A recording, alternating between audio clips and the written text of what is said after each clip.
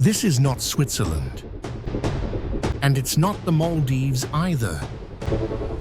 This is one of the least talked about countries in the Middle East, yet it completely changes how most travelers see the region. Every year, millions of people fly to Dubai chasing luxury.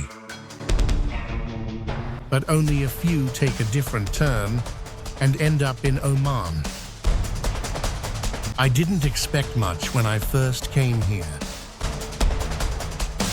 But then I saw green oases in the middle of the desert. Mountains that look like they belong in Europe. And untouched beaches with barely a footprint in sight. And that's when I realized Oman is not trying to impress you. It simply exists and lets you discover it in your own way. In this journey, you'll see a completely different Middle East. Not loud, not flashy, but deeper than you expect. And it might even change the way you see travel itself. When you think about the Middle East, what's the very first image that comes to your mind? Endless deserts, scorching heat, and futuristic cities rising out of the sand. I thought the same, until Oman showed up as an almost unbelievable exception. This is a country where, if you only saw a few photos, you might completely misplace it on the map. Green mountain ranges that look like the European countryside. Quiet bays with crystal clear water that feel like the Maldives. And just a few hours of driving later, it all turns into endless golden dunes. This contrast isn't rare in Oman. It is the very essence of this country. While many Middle Eastern countries chose rapid development, building iconic skylines to attract the world, Oman chose a completely different path. No dense skyscrapers dominating the skyline. No feeling of being designed purely for tourists. Instead, everything here feels preserved, as close to its original form as possible. Take the capital Muscat, for example. You won't find clusters of towering high-rises. The city enforces strict rules on building height and architectural style. Everything is designed to blend with the natural landscape and cultural heritage. Which means wherever you stand, you still feel like you're in Oman, not just another globalized city. And ironically, this lack of trying to impress is exactly what makes Oman stand out. Many first-time visitors make the same mistake. They compare it to Dubai and feel like something is missing. Less lights, less glamour, less instant wow. But if you give Oman a little more time, you'll realize it's not lacking anything at all. It's simply telling its story at a slower pace.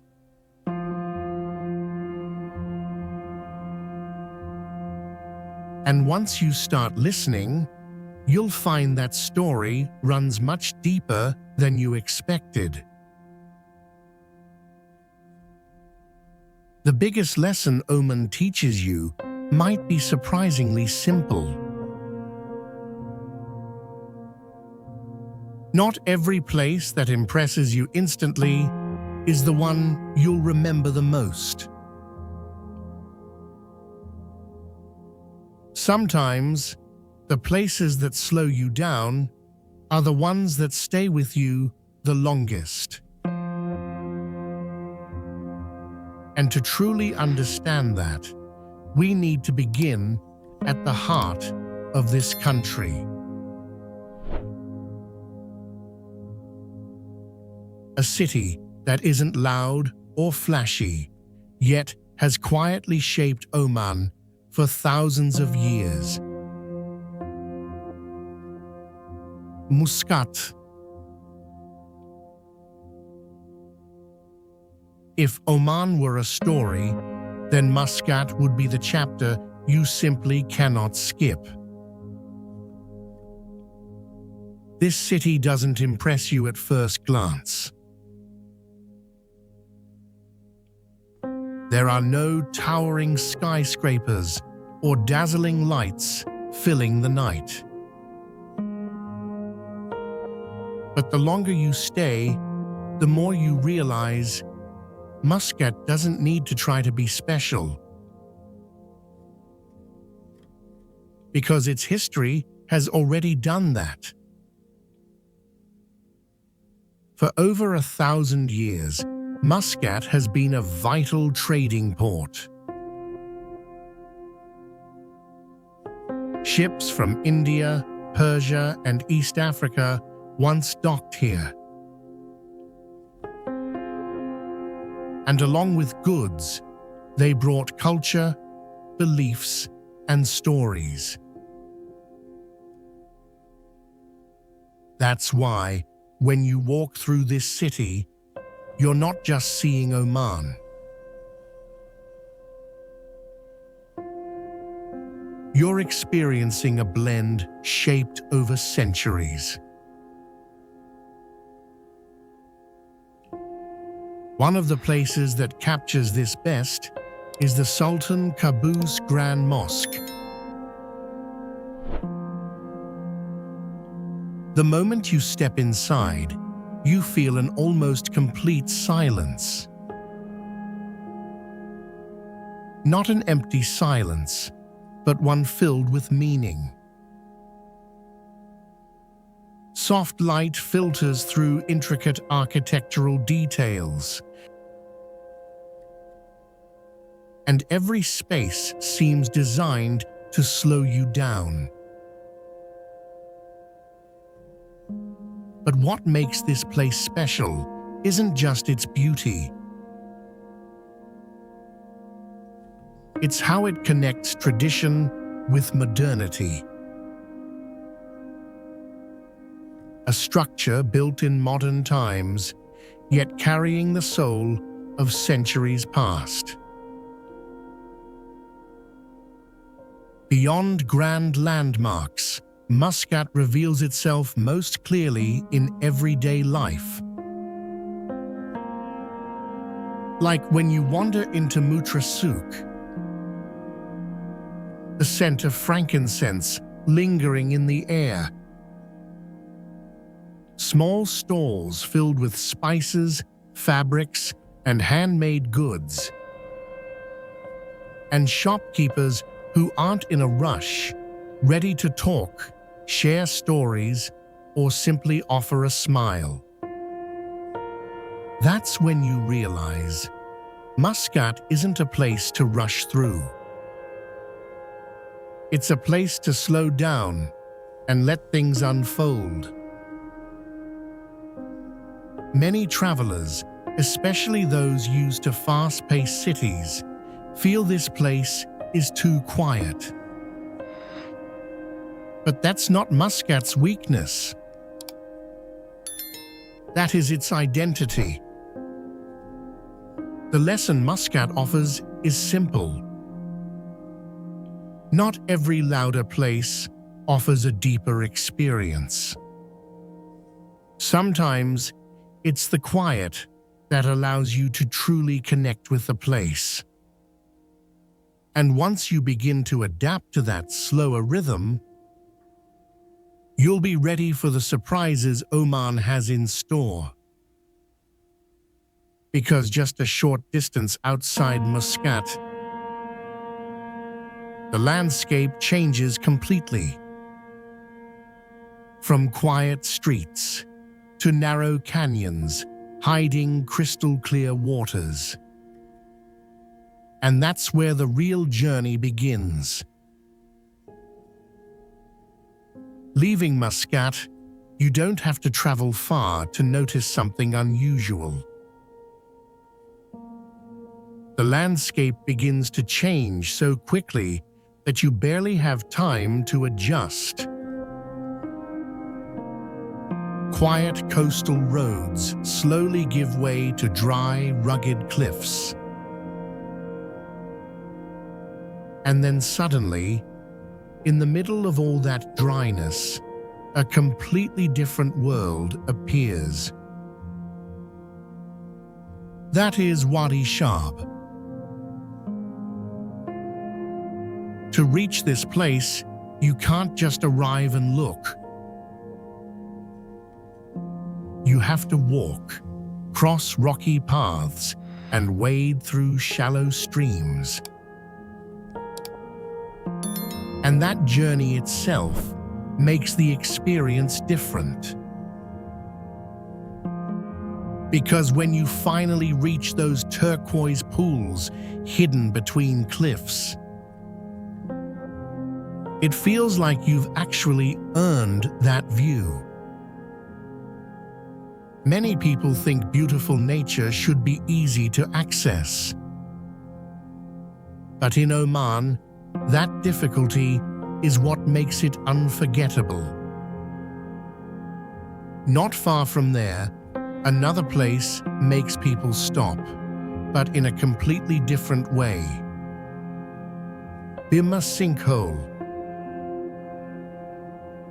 From above, it looks like a perfect crack in the earth. The water inside has an unreal shade of blue. Locals once believed it was created by a falling meteor. Science explains it as a natural geological collapse. And perhaps the most fascinating part is that both explanations make it even more special. But if you think Oman is only about hidden oases and small wonders, then you haven't seen its most expansive side yet. Just travel a bit further inland. The green slowly disappears. And in front of you, you'll find an ocean, but not of water. That is Wahiba Sands. Dunes stretching endlessly to the horizon.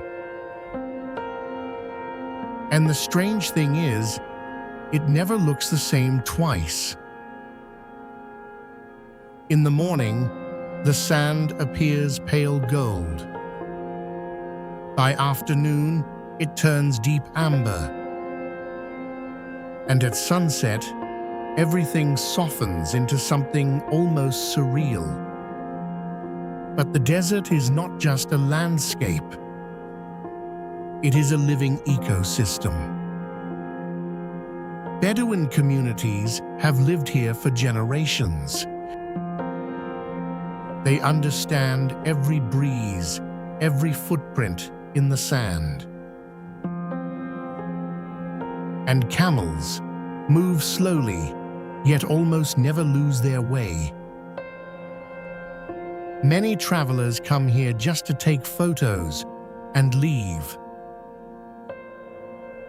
But if you stay just a little longer, when night falls and the sky fills with stars, you'll understand why this place has existed for thousands of years without needing to change. The lesson Oman's nature offers isn't complicated. Not all beauty reveals itself instantly. And not every place needs to be easy to be worth it.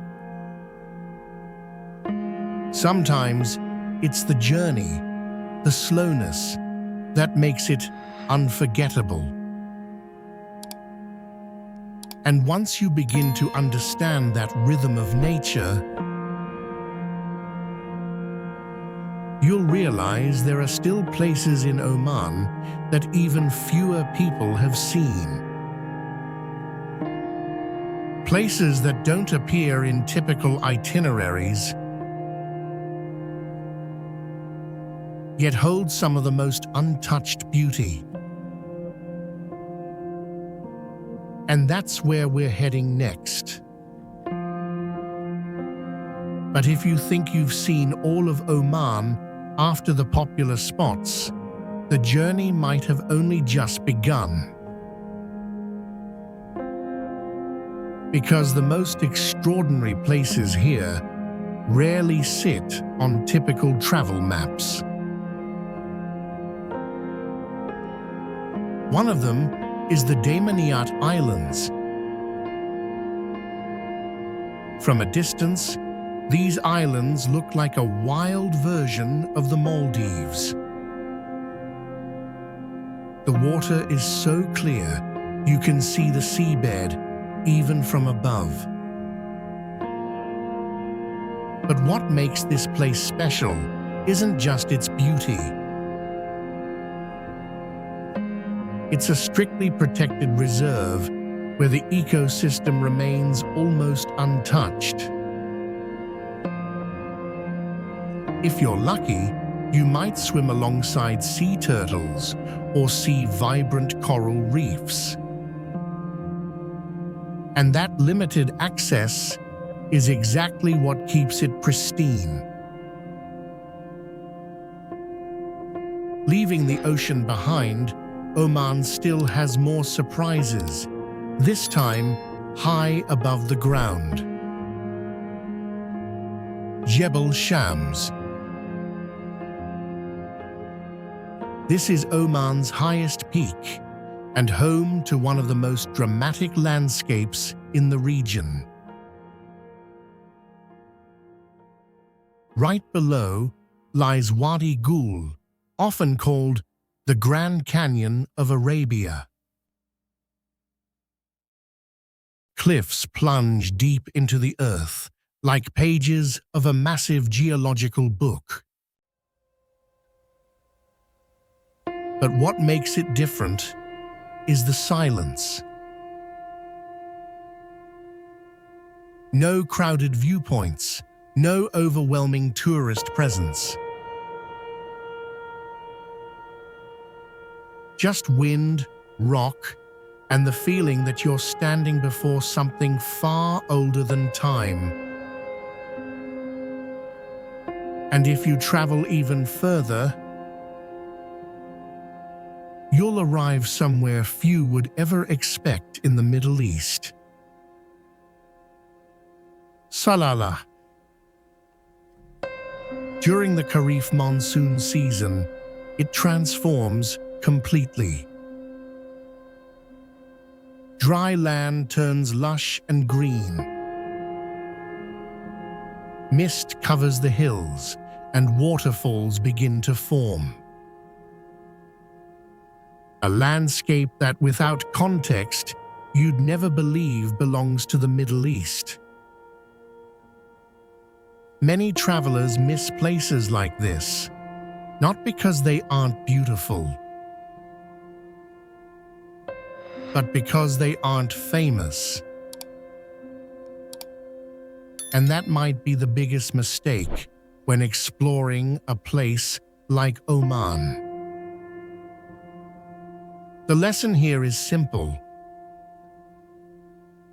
The most memorable places are rarely the most talked about. Sometimes you have to step off the usual path to find experiences that truly feel like your own. And once you've seen all those places,